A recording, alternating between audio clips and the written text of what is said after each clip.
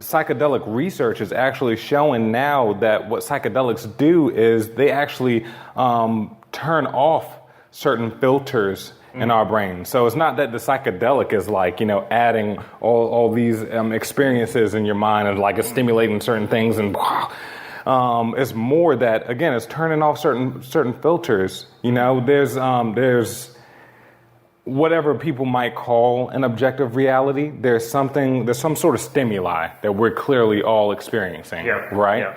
And whatever that is, we all perceive it in a subjective way. Mm-hmm. And when your subjective perception is stretched out by means of psychedelics or any sort of mystical experience, a lot of times people that are really deep into meditation report the same sort of experiences where all of a sudden they feel like connected with all of humanity or all of life, and they can have these ego death sort of experiences where now what you're perceiving is completely outside of your normal reality tunnels, as like Robert Anton Wilson would call them.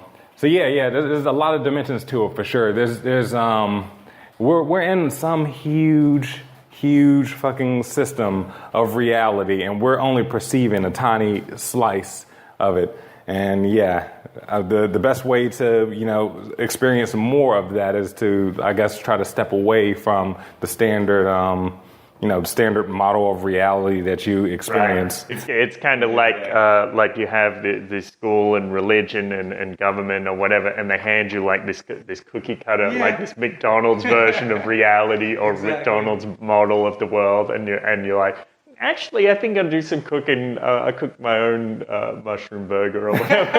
Exactly, and it's like the same process as a psychedelic, as far as just, again, stepping out of context, just pulling yourself out of that context. I mean, they realize that traveling affects your mind in a lot of the same ways, because you're living your life and you're on this one little path, and you have this narrow.